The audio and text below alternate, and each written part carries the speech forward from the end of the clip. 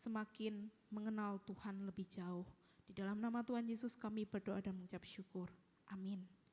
Shalom, selamat malam Bapak Ibu Saudara yang dikasihi Tuhan. Hari ini, pada malam hari ini kita akan kembali lagi akan bersama-sama merenungkan satu kebenaran firman Tuhan dari kitab Mazmur pasalnya yang ke-65. Bapak Ibu Saudara, Mazmur 65 ini itu adalah Mazmur yang ditulis oleh Daud tentunya. Dan beberapa penafsir itu mengatakan bahwa Mazmur ini adalah sebagai nyanyian syukur yang dinyanyikan pada hari raya Pondok Daun. Karena dikatakan tentang hasil panen yang melimpah. Di dalamnya dikatakan orang-orang yang datang kepada Tuhan itu membawa nazar kepada Tuhan. Bapak Ibu Saudara yang dikasihi Tuhan, Hari Raya Pondok Daun itu adalah salah satu hari raya yang paling menyenangkan bagi umat Yahudi. Di mana orang Israel itu merayakan kelimpahan hasil panen selama 7 hari. Kita juga bisa melihatnya itu dalam Imamat pasal 23 dan Ulangan pasalnya yang ke-16. Mereka merayakan itu penuh dengan sukacita, bahkan dengan puji-pujian, dengan pengagungan kepada Tuhan yang sudah memberkati mereka selama ini. Dan hari ini, malam hari ini kita akan melihat isi puji-pujian di pasal yang ke-65. Dan saya akan bagi ini dalam 3 bagian. Yang pertama dari ayat pertama sampai dengan ke-4. Bagimulah puji-pujian di Sion ya Allah, dan kepadamulah orang membayar nazar. Engkau yang mendengarkan doa, kepadamulah datang semua yang hidup. Karena bersalah, bila mana pelanggaran-pelanggaran kami melebihi kekuatan kami, Engkaulah yang menghapuskannya.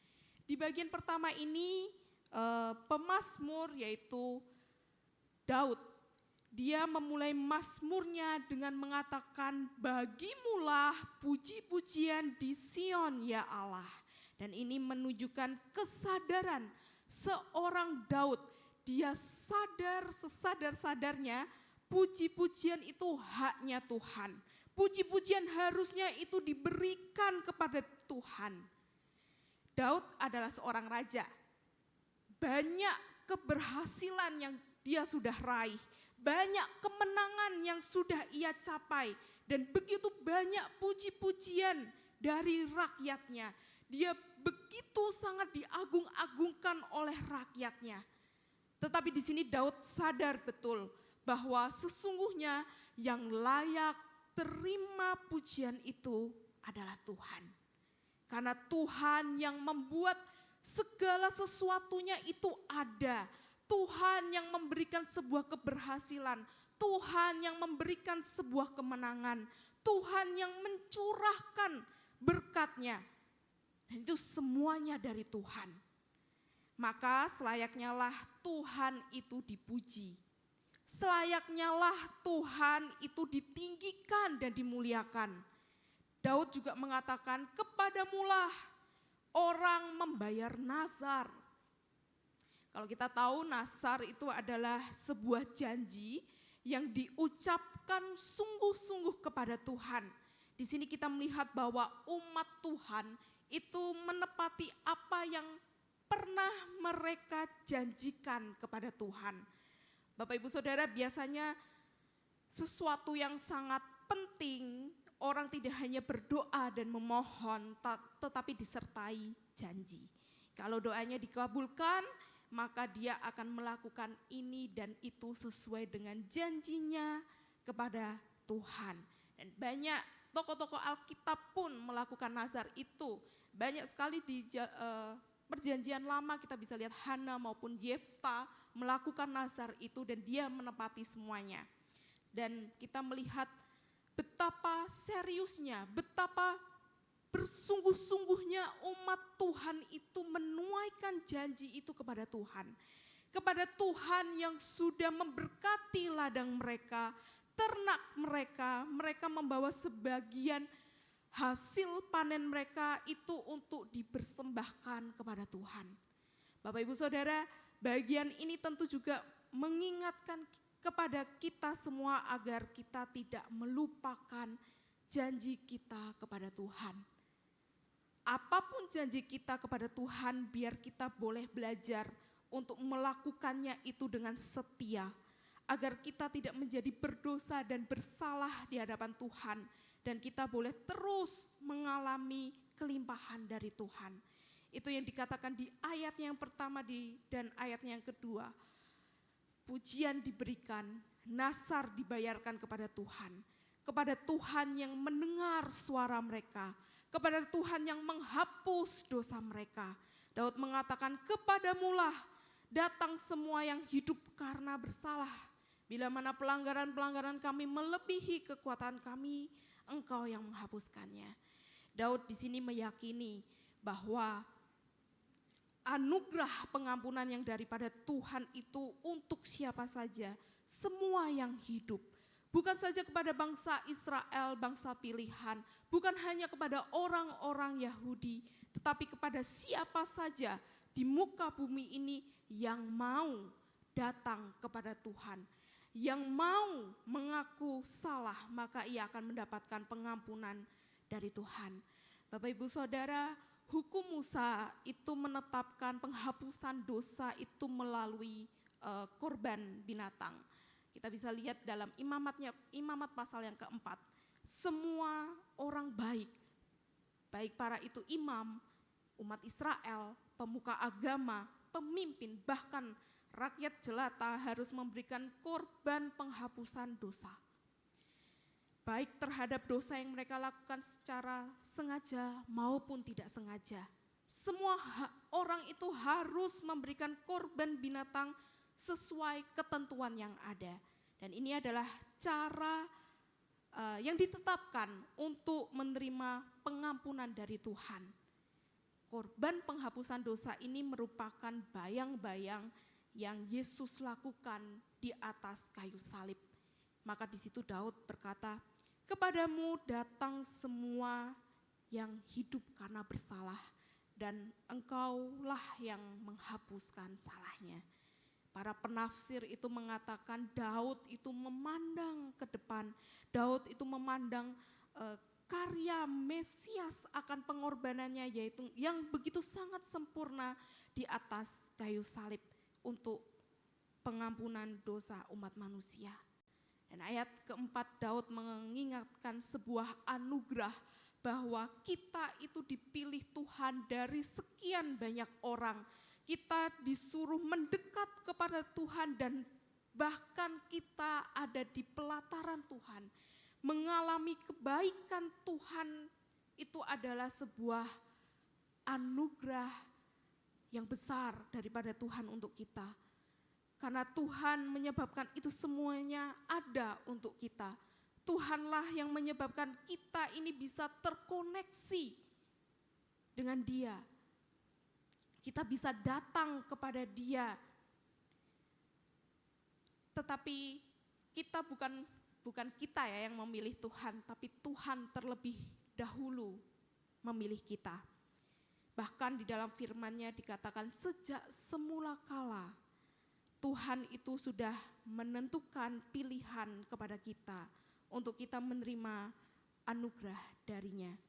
Tuhan yang membuat kita itu bisa mendekat kepadanya, memiliki relasi dengannya. Bukan kita yang berinisiatif mendekat kepadanya, tetapi Dia yang mengundang kita untuk dekat padanya. Dan Yesus pernah berkata dalam Matius 11 ayatnya yang ke-28, marilah kepadaku semua yang letih, lesu dan berbeban berat, aku akan memberikan kelegaan kepadamu. Dan undangan Tuhan bagi orang yang mengalami pergumulan berat dalam hidupnya.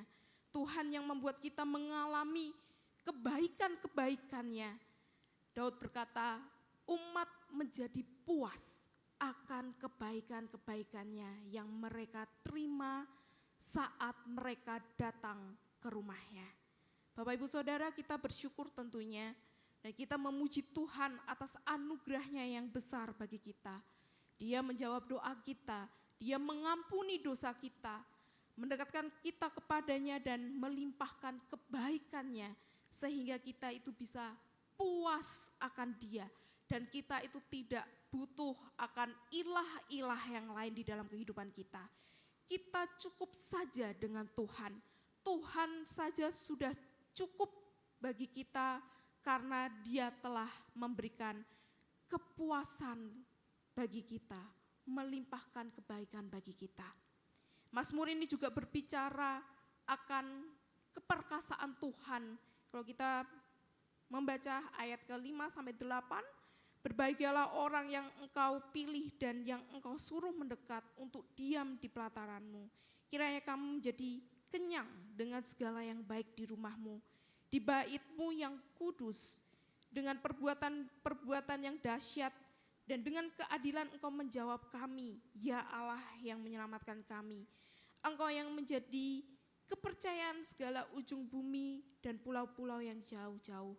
Engkau yang menegakkan gunung-gunung dengan kekuatan-Mu, sedang pinggang-Mu berikatan keperkasaan. Engkau yang meredakan deru lautan, deru gelombang-gelombangnya dan kegemparan bangsa-bangsa. Kuasa Tuhan itu atas semesta, gunung ditegakkan, gelombang laut diteduhkan, dan kebisingan bangsa-bangsa di dunia itu ditenangkan. Semua itu Tuhan perbuat untuk semua bangsa itu bisa melihat mujizat Tuhan, agar semua bangsa itu takut kepadanya, agar semua bangsa itu bisa datang kepadanya. Bapak Ibu Saudara, ketika kita merenungkan kuasa Tuhan atau keperkasaan Tuhan yang begitu sangat dahsyat, seharusnya hal ini membangun iman kita, boleh menambahkan iman percaya kita kepada Tuhan. Seharusnya kita semakin bersandar kepada Dia, semakin percaya, semakin bisa mengalami kehadiran Tuhan di dalam setiap kehidupan kita. Di sini dikatakan, sebesar apapun gelombang kehidupan kita, sebising seriuh apapun permasalahan kita, Tuhan yang sanggup meneduhkan gelombang laut, Tuhan yang sanggup menenangkan kebisingan bangsa-bangsa, dan kuasanya yang sama itulah Dia akan menolong kita. Gelombang hidup yang melanda kita, setiap persoalan hidup yang kita hadapi dari hari ke hari, saya percaya ketika kita memohon pertolongan Tuhan, Dia akan menolong kita dengan caranya yang kita tidak tahu seperti apa. Saat kita mengalami akan pertolongan Tuhan, jangan sampai itu berhenti kepada kita saja, tetapi saksikan itu dan beritakan itu agar semua orang mendengar kepada Tuhan yang dapat mengatasi gelombang kehidupan dan kebisingan persoalan yang kita alami. Daud mengatakan, orang-orang yang berada di ujung bumi. Ini berarti orang-orang yang paling jauh, orang-orang yang kita tidak kenal, yang tidak pernah dipikirkan oleh kita, orang-orang yang mungkin sulit dijangkau. Dan kiranya orang-orang yang seperti itu mereka boleh melihat mujizat Tuhan dan menjadi takluk kepadanya, takluk akan keperkasaannya. Bapak Ibu Saudara, mungkin kita tidak bisa pergi bersaksi kepada mereka yang jauh, tetapi bukan berarti kita tidak bisa terlibat dalam pelayanan untuk menjangkau mereka, untuk menyaksikan Tuhan kepada mereka. Kita bisa mendukungnya dalam doa, di dalam setiap misi yang dilakukan. Kita juga bisa mendukungnya melalui dana, untuk mereka yang pergi melayani, memberitakan keperkasaan Tuhan. Dan biarlah semua orang yang di muka bumi ini memiliki pengharapan yang sama, yaitu pengharapan di dalam Yesus Kristus. Dan di ayat 9-13, sebab itu orang-orang yang diam di ujung-ujung bumi takut kepada tanda-tanda mujizat-Mu. Tempat terbitnya pagi dan petang Kau buat bersorai-sorai, Engkau Engkau mengindahkan tanah itu, mengaruniainya kelimpahan dan membuatnya sangat kaya. Batang air, Allah penuh air, Engkau menyediakan gandum bagi mereka. Ya, demikianlah Engkau menyediakannya. Engkau mengairi alur bajaknya, Engkau membasahi gumpalan-gumpalan tanahnya. Dengan dirus hujan, Engkau mengemburkannya. Engkau memberkati tumbuh-tumbuhannya. Engkau memahkotai tahun dengan kebaikan-Mu. Jejakmu mengeluarkan lemak, tanah-tanah padang gurun menitik, bukit-bukit berikat pinggangkan sorak-sorai. Berbicara tentang hal ini, berbicara tentang kemakmuran yang Tuhan berikan. Daud itu memaparkan bahwa kemakmuran yang Tuhan berikan kepada umatnya ini adalah salah satu anugerah yang luar biasa yang Tuhan perbuat. Umat Tuhan yang hidup dari tanah, yang hidup dari bertani, yang hidup dari berternak, mereka mengalami kelimpahan itu dari Tuhan. Tuhan menyediakan tanah, menyediakan benih untuk ditanam, Tuhan menyediakan sungai, Tuhan itu menyuburkan tanah, Ia menyirami dengan hujan, memberikan satu pertumbuhan yang baik sehingga ada hasil yang berlimpah. Apa yang dilakukan Tuhan itu jauh lebih banyak yang daripada petani lakukan. Petani hanya bisa menggemburkan tanah dengan bajak. Petani hanya bisa menaburkan benih, tetapi tidak bisa memberikan pertumbuhan. Petani hanya bisa menyiram air dengan secukupnya dan tidak sedikit gagal panen karena keterbatasan manusia. Tetapi ketika Tuhan dilibatkan, dikatakan maka Tuhan menjaga. Tuhan memberikan air hujan dan sinar matahari yang cukup untuk pertumbuhan. Ketika Tuhan dilibatkan, tanah yang tandus itu dibuatnya menjadi subur, sehingga mendatangkan hasil yang berlimpah dan umat Tuhan mengalami kemakmuran yang berlimpah.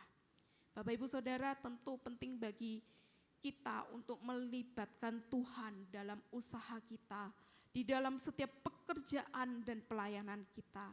Kita berdoa mengharapkan Tuhan bertindak agar ada berkat yang cukup untuk kita nikmati.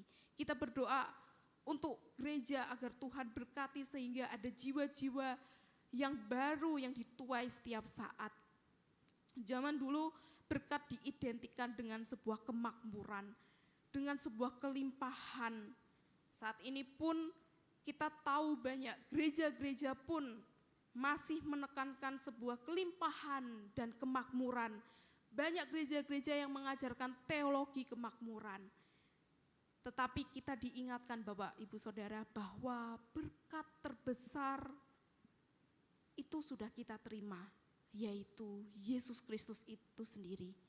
Kita berbicara berkat kelimpahan atau kemakmuran, itu bukan berbicara tentang sebuah materi, tetapi sebuah anugerah yang terbesar yang sudah kita terima, yaitu Yesus Kristus itu sendiri. Ia sendiri sudah memberikan keselamatan kepada kita dan Ia mencurahkan berkat-berkatnya. Apa berkat-berkatnya? Jangan berpikir berkat-berkatnya itu selalu materi tok. Berkat-berkatnya lebih dari itu. Ia memberikan sukacita tentunya buat kita. Ia memberikan damai sejahtera. Ia memberikan sorak-sorai kemenangan atas dosa kita. Dan kita harus bersyukur akan hal itu.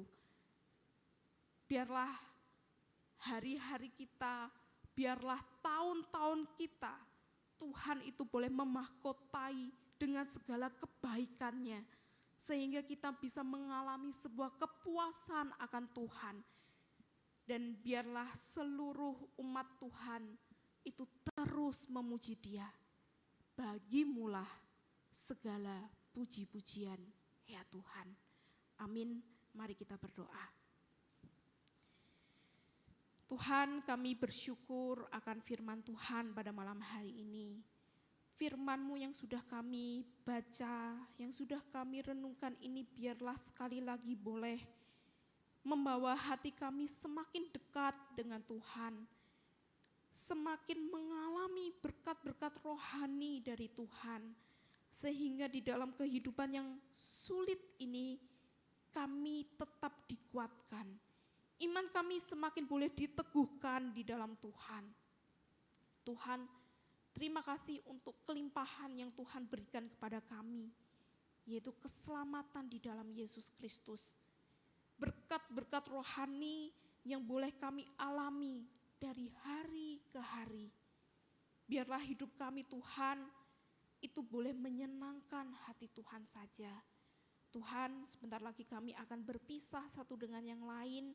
Kami akan melanjutkan aktivitas kami akan beristirahat.